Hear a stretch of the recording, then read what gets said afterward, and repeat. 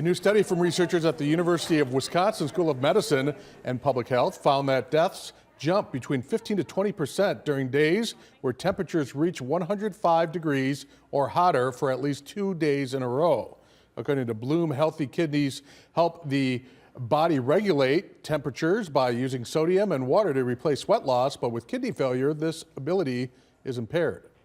When the temperatures in our bodies get really high, the blood vessels in our extremities and closer to the skin, they dilate. When that happens, your heart has to pump harder in order to maintain a blood pressure. So anytime there's an extreme heat event, it's a stressor on the heart.